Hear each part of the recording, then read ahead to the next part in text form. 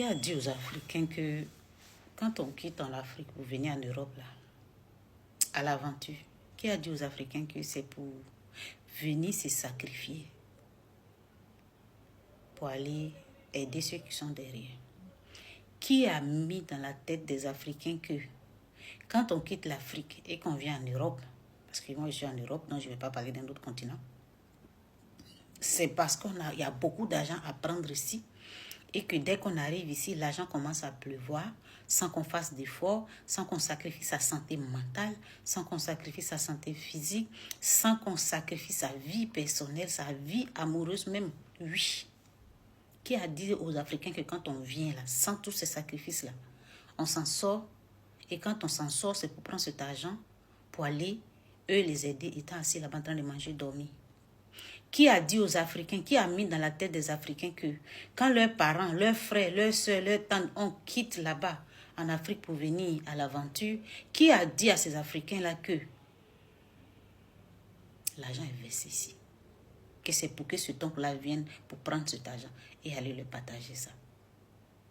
Qui a fait comprendre, croire aux Africains que quand quelqu'un quitte en Afrique et qu'il arrive en Occident, qui a dit à ces Africains-là que la personne n'a plus besoin d'aide, la personne n'a plus besoin de soutien moral, la personne n'a plus besoin de soutien physique, la personne n'a plus besoin qu'on prenne de ses nouvelles, la personne n'a plus besoin même qu'on soit là pour elle? Qui a dit ça aux Africains? Qui a fait comprendre ça aux Africains qui sont restés derrière nous là-bas? Ce que vous ne savez pas, c'est qu'ici, là, il y a le stress qui est naturel. Dès que tu déposes ta valise, là, ça commence. Dès que tu déposes ta valise, ça commence. Il y en a qui ont dit, oui, ils sont là-bas, ils ont fait 15 ans, ils n'ont rien foutu. C'est pas facile. Il y a des gens qui sont venus en 1 an, ils ont eu papier. Il y a des gens qui sont venus en 2 ans, 3 ans, ils ont eu papier, ils ont eu maison, ils ont eu ceci, ils ont eu cela. Il y a des gens qui ont eu ça, qui ont eu aussi la chance de connaître des gens qui travaillaient déjà dans le noir pour leur donner un peu des coups de main à gauche, à droite pour travailler un peu au noir, pour s'en sortir, pour avoir un peu d'argent, mettre de côté. Parce que si tu travailles au noir, que tu n'as pas encore les papiers, ce n'est pas déclaré, donc tu n'as rien à déclarer là-bas ou quoi que ce soit. Pas obligatoire. Donc tu peux garder un peu pour aller réaliser quelque chose, mais ce n'est pas tout le monde qui a cette chance-là. Ce n'est pas tout le monde qui a cette chance. C'est difficile. Il y a des gens qui sont là, ça fait 15 ans, ils n'ont pas encore eu le papier. Non, je pèse mes mots. Moi, je venais d'arriver. Je suis arrivée à Paris en 2019. Il y a un tonton qui était en Belgique, qui avait fait 15 ans, qui n'avait pas encore ses papiers. Où je me débrouille un peu dans un restaurant où ça parlait du tonton parce que c'est son ami. Son ami avait beaucoup mal pour lui, il ne savait pas comment faire pour l'aider, il en parlait. 15 ans, la personne n'avait pas encore les papiers. Il y en a qui font 10 ans, ils n'ont pas encore les papiers. 5 ans, même pas encore de démarche de papiers. La personne fait comment pour vous envoyer de l'argent. Et ce n'est pas parce que on n'a pas d'argent, ce n'est pas parce qu'on n'a pas de papier, ce n'est pas parce qu'on n'a pas de maison, ce n'est pas parce qu'on n'a pas une situation sociale vraiment adéquate qu'on est là, on doit paraître sale, on doit paraître vilain, on doit paraître comme des gens qui font pitié, non. Ici, il y a des coins qui sont là, où on donne des vêtements gratuitement, même là où je travaille. Le samedi, je suis passée, quand je travaillais, il y avait de la brocante, il y avait des vêtements à donner. Des gens, ils ne prenaient pas. Les gens, ils ne venaient même pas prendre. Les vêtements étaient là. Donc, il y avait des vêtements, tout était nouveau. Il y avait des bottes, il y avait des baskets, il y avait des pantalons, tout. Donc, même si tu ne travailles pas, même si tu n'as rien, même si tu n'as pas de maison, tu n'as pas de papier, tu peux t'habiller et briller, être jolie ici. Mais ça, c'est une façade. C'est une carapace. On se voit la face avec ça. Quelqu'un brille, tu peux voir, vous pouvez voir quelqu'un qui brille, mais au fond, la personne n'est pas bien. La personne a des soucis. On a laissé des enfants derrière nous. Il y en a qui ont 2, 3, 4 enfants derrière eux. Ils essaient de tous les moyens pour les faire venir. Ça ne marche pas. Le poids psychologique de ça. Le poids psychologique de ça. La personne mange, elle sourit 2 minutes, 3 minutes devant une vidéo. La 3e minute, vous ne savez pas ce que la personne vit hors de la caméra. Vous ne savez pas. Et pendant ce temps, il y a des parents qui sont là-bas qui font que demander. Et moi, heureusement, dans ma famille, il n'y a pas vraiment ça. Parce que la personne qui voulait s'entêter à faire ça, moi, je n'ai pas écouté. Parce que je n'ai pas envie d'être folle. Et le pire, c'est des gens même dans la famille qui t'ont jamais aidé. Des gens même dans la famille qui t'ont jamais apporté leur aide, qui t'ont jamais montré un peu d'amour. Ce sont eux qui se lèvent et qui te jugent. Oui, il est là-bas. Oui, elle est là-bas. Ça fait 20 ans. Oui, elle est là-bas. Ça fait 9 ans. Oui, elle est là-bas. Ça fait 5 ans. Mais elle ne s'occupe pas de la famille. Elle a oublié la famille. Il a oublié la famille. Oh, il y a Digbe qui est parti. Il n'est même pas retourné en arrière pour voir la famille. Parce que Digbe a quitté Abidjan pour venir à Paris, vous pensez que Digbe est celui-là même qui doit sauver la famille. Pourquoi vous pensez que c'est Digbe qui est celui-là qui doit sauver la famille? Pourquoi vous pensez que parce que Digbe a quitté Abidjan pour venir à Paris, pourquoi vous pensez que Digbe a ce pouvoir-là, cet argent-là pour sauver la famille qui est restée derrière? Pendant ce temps, vous voyez quelqu'un en train de venir à Paris, vous n'êtes même pas fichu de dire, voilà une boule de la ticket, j'ai un frère qui s'appelle Digbe, voilà son numéro. Arrivez là-bas, appelle, il va venir chercher. Pendant ce temps, il n'y a même pas un qui va dire, voilà un morceau de aguillon, j'ai bien emballé. Arrivez là-bas, il faut envoyer à Aïcha, il faut envoyer à Vanessa. Vous ne faites jamais ça. Vous ne faites jamais ça. Il n'y a même pas un parent. Sur 100 parents, il y a au moins 5 seulement qui se lèvent pour dire « Bonjour ma soeur, comment tu vas aujourd'hui? Est-ce que tu t'es bien réveillé? Est-ce que tu vas bien? Moralement, comment ça se passe ?» Il n'y a pas de parents africains qui fait ça.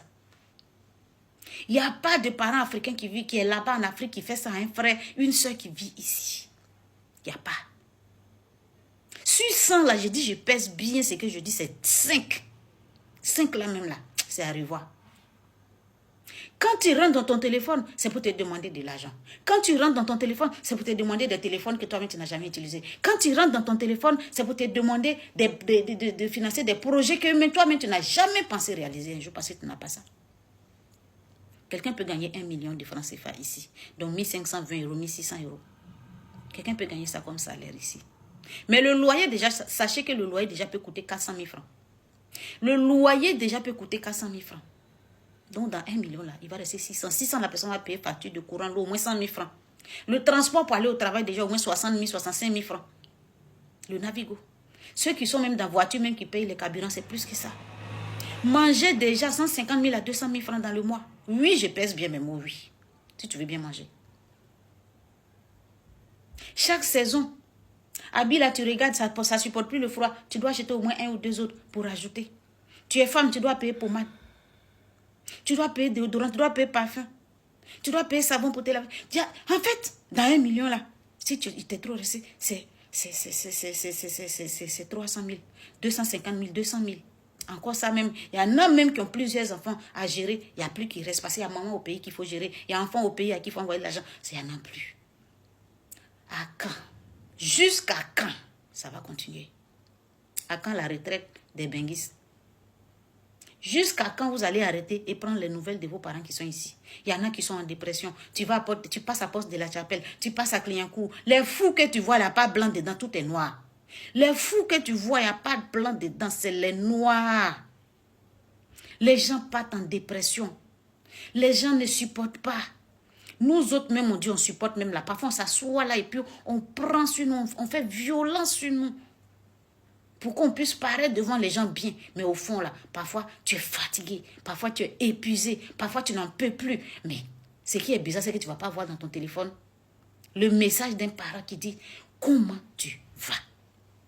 Comment tu vas ?» Et qu'après ce « Comment tu vas » là, il n'y a pas un deuxième message qui suit en disant « J'ai besoin de temps. » Juste le message de « Comment tu vas ?» On ne gagne pas ça. Quand vous êtes là, vous vous levez, c'est que vous voyez qu'on brille. Vous vous levez, vous voyez qu'on est dans les maisons. Vous voyez que quelqu'un a papier. Mais c'est beaucoup de souffrance derrière tout ça. Beaucoup de sacrifices derrière tout ça. Oui, l'aventurier aussi a besoin d'aide. Oui, l'aventurier aussi a besoin de soutien moral. Plus que vous-même qui êtes là-bas. Oui, l'aventurier a besoin qu'on prenne de ces nouvelles. Ça fait plaisir. Vous ne savez pas à quel point. On n'a même pas besoin de... Ce n'est pas un truc payant en plus. Ce n'est pas un truc payant. Je vois même des familles, des gens même qui envoient l'argent à leurs parents. Ils ne sont même pas fichus de prendre dans les 100 000 francs, dans les 200 000, dans les 50 000. 100 francs pour payer crédit et puis ils vont dire allô. Genre, ça va sonner puis il va couper. Puis son parent va voir. Son parent qu'est-ce qu'il va voir que c'est lui qui a lancé l'appel. Il n'y a pas. Tu vas envoyer puis c'est toi qui vas appeler pour demander s'il a reçu.